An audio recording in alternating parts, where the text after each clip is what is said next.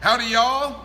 Dave Allred, the Real Barman here from BarPatrol.net with another episode of the Ask Dave Show, where I help bar owners, managers, and bartenders with their problems. Today's episode has to do with inventory management, how to create a simple process from beginning to end. A lot of people are unsure about this. Of course, this is right in my wheelhouse. I sell Bar Patrol app all over the world. It's very successful. So, of course, I'm going to answer this question. It comes from Daniel Stanton down in Austin, Texas. Texas having horrible flooding problems right now, so hope you're okay down there, Daniel, you and everyone else. Take care of yourself. Daniel emails me and says, Dave, I know how to count the inventory, the physical part of it, but I'm having a little problem and I'm unsure when it comes to the complete inventory process from beginning to end. Can you help a brother out? Yes, absolutely, I will.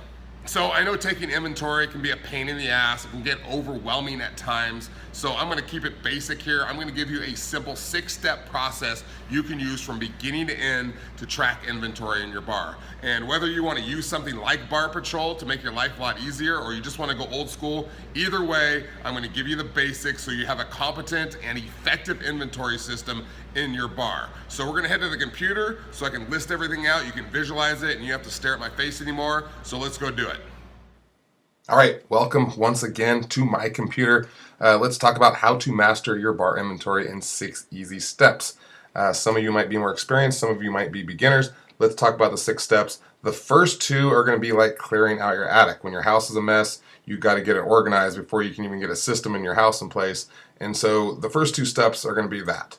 All right, so step 1, you need to determine how much inventory you have on hand. I've spoken about this before. If you have a ton of inventory on hand, you need to clear it out. You don't need all that peach schnapps or blue curacao or whatever liqueurs are hanging out in there. Every bar I go into just has way too much on hand, which is why I created the 15% rule.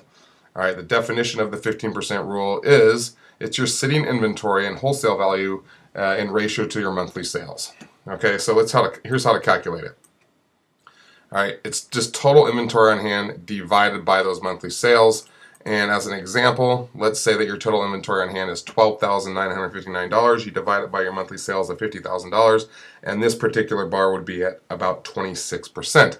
I just was working with a bar consultant in Florida, and he told me he's working with a bar that has $70,000 worth of wine inventory sitting there, and their monthly sales were about $60,000. Just in wine, their ratio is about 116%. You add their liquor and their beer on there, we're talking over 200% in sitting inventory. They're way off. He has a big project ahead of him. So, here's how to figure out how much you should have on hand. Just take your monthly sales and multiply it by 0.15. And you're going to get $7,500 in this example, which means this bar would be about $5,500 away from where it wants to be because they're at the almost $13,000 there. So that's step 1. Very important to clear out all that dead stock, whether you're making drink specials or anything else. And then step 2, you need to set your pars so it doesn't happen again. Okay, if you're going through 1 bottle of Stoli a week, you don't need a case of Stoli just because you get a small price break.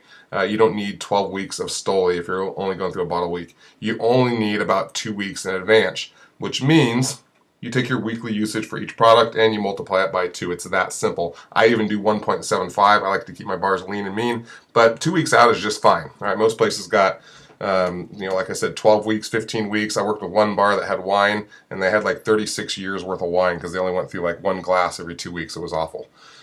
All right, so as an example, let's say you have Grey Goose and you go through 5.2 bottles per week on average over the last 8 weeks. And so you take that 5.2, multiply it by 2, and your Grey Goose par should be about 10. Once you get that set, you'll keep your Grey Goose par nice and low, as well as your other products. So those are the first 2 steps you need to take care of. Once those are taken care of, now steps 3 through 6 are going to be your routine that you go through. So make sure to take care of those first 2 steps, get it all set up so you can systemize your bar.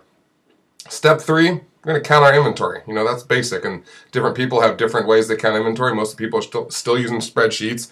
We're talking about count sheets versus a modern system. So this is an example of a spreadsheet that a lot of people use. They're still using tally marks, and then they re-enter it into an Excel spreadsheet. Some people have it on their laptop like this, and they enter the numbers, and there's a formula that calculates it, so it's a little bit better. That's great.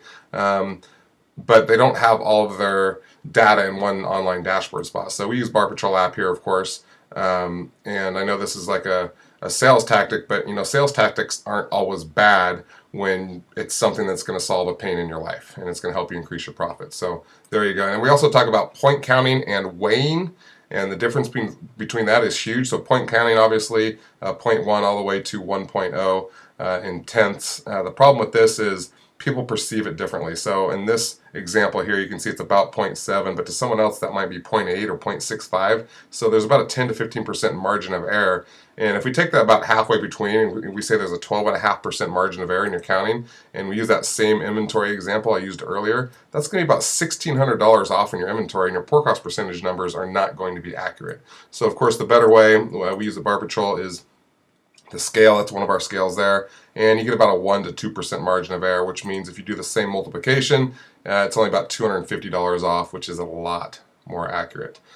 And then we're getting to step 4, which is enter your invoices. And this is very important that you enter them as they come in, because people forget, they don't get it done. So enter your invoices the day they come in, and then you need to have someone adjust the pricing. It'll take you 10 or 15 minutes if the pricing changes. A lot of times the prices don't change, so it won't even take you that long, but you need to stay on top of it or your numbers aren't going to be accurate. And then step 5 is simply count your second inventory. So whether you count the next day, the next week, the next month, whenever that is, all your invoices for that period have been counted, have been entered, and then you're going to count your second inventory. And then step 6, you're simply going to plug in your numbers. So how do we plug in our numbers if we haven't done it that much before? What numbers do you need? So let's talk about the formula for monthly pour cost percentage. Whether you know it or not, I'm going to assume you don't. That's why you're here. It's beginning inventory plus purchases minus any inventory divided by sales. And those top numbers, beginning plus purchases minus ending, is a simple way to say usage. So basically a simpler version is just usage divided by total sales. All right, and then those top 3 numbers I just talked about, beginning, ending, and purchases, are all in wholesale dollars. And then the bottom number, sales, is in retail. This is obvious to a lot of people, but no matter when you're figuring pour cost, it's always the wholesale divided by the retail. Even if you're doing individual products, you'll do how much that bottle cost wholesale and then how much you're charging retail to figure out the pour cost percentage. And let's do a quick example. So let's say you take your beginning inventory on April 1st, and it's a little over 11,000. Your purchases from April 1st to April 30th were 10,640, and then you count your ending inventory again on April 30th. And then your total bar sales for April were $49,000. You just plug the numbers in, beginning plus purchases minus ending divided by your sales, and this bar is pouring at 22.26%. So there's everything, plugging in your numbers, the 6 steps, a quick recap. Step 1 and 2, take care of your attic, get everything cleaned out, get everything set, systemized, and then steps 3 through 6 you're just going to do over and over again. That will be your routine, and you will be all set. So that's it. Just like that, that's your inventory process. That brings us to the end of another episode of the Ask Dave Show. I want to thank Daniel Stanton out of Austin, Texas for his question. I love Austin, by the way. If you have a question, problem, bitch, rant, complaint, anything like that, email me at dave@therealbarman.com. Visit me at barpatrol.net. Subscribe to my YouTube channel for more cool stuff. I'll see you next time. I'm out.